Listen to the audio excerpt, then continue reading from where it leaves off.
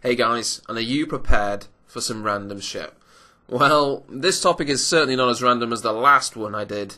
I don't know if you guys checked that one out, but go check it out. That was a crazy topic. This time we're covering something a little bit more sane, and what we're covering is my favourite single-player games to play, from when I was a child to when I am now. I don't really play that much single-player games anymore, in truth, but I used to play them a lot.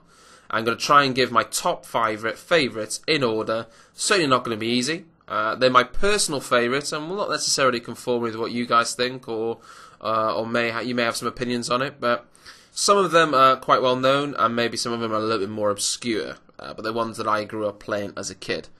So let's get this started. So in reverse order, at number 5, we have a game called Grim Fandango on the PC. This game came out way back in 1998. Now, it's quite hard to explain the game itself because it's pretty crazy, but it truly is one of the most enjoyable games I'd ever played. Albeit I was quite young when I played it. I came back in 1998, so I don't know. I was maybe 14-ish. I've just done some really crazy maths in the top of my head there. It's kind of a cartoon-styled game with 3D characters on a static background. But the story and the gameplay, it was just really awesome, especially for its time. You know, at the time it came out, it was based around Windows 98, so with modern operating systems now, you would need a decent workaround to get it working. But trust me, if you do manage to get it working, it would be well worth it. Albeit, I'm not sure how well it's aged with time, but it used to be a pretty awesome game. So in 4th place, we have Legend of Zelda on the SNES. Oh man, I spent so many hours playing this game. And when I first played it, I was amazed at just how awesome it was. I was just so immersed in the whole world of Zelda, and it was just one of those games that really just made me want to keep playing more and more.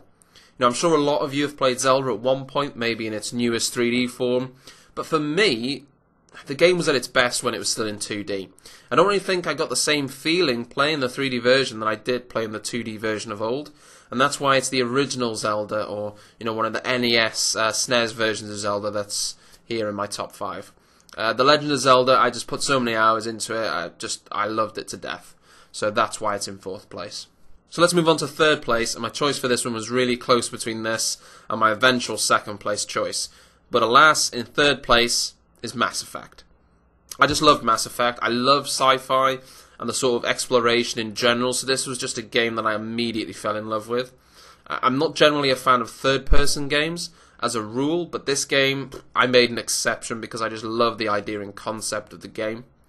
Now, Mass Effect 2 made a lot of improvements over the first one, but the reason I chose the first Mass Effect rather than the second one or even the third one was that I really found the love for the series in the first one, and it was the first one that set the others up, which is why I think that one deserves its place in my top 5. So let's move on to the 2nd place game, and this is a game from way back in 1999, made by Sega. Now, much like Zelda, this was a game that I fell in love with and spent hours just exploring and doing some of the mundane things in the game. It's called Shenmue. I imagine not that many of you will be familiar with it, but it came out on a console called the Dreamcast, if you guys can remember that system, okay? The Dreamcast was a system that came out, I don't even know when it came out, but it was a bit of a flop, really. The console didn't last, and it was, Sony basically demolished it.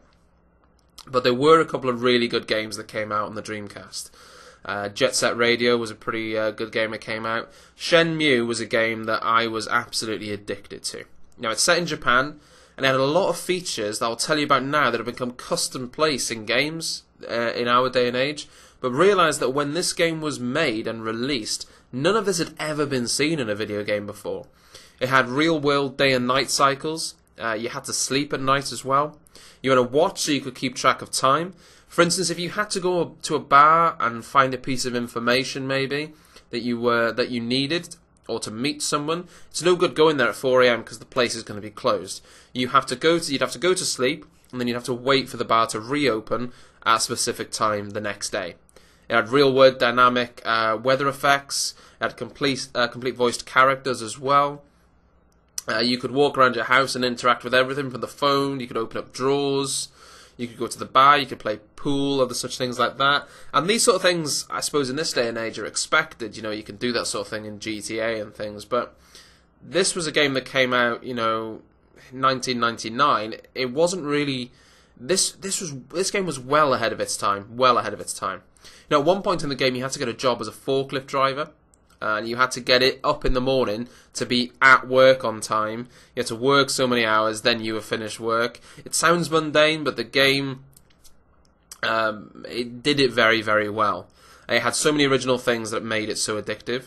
And I haven't even mentioned the best part yet. Basically, the game was heavily focused around a combat system.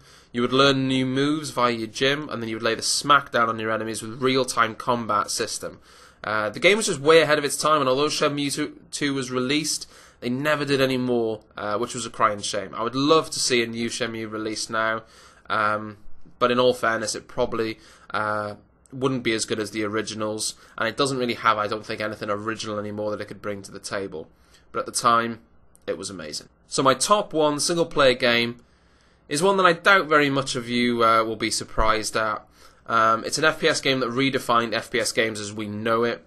It spurned one of the most competitive online FPS shooters ever, and just became one of the most well-known single-player games. It is, of course, HalfLife. This game was just epic beyond proportions. You know, when it was released, it had the graphics, the gameplay, the voiced characters, and just an epic story to boot.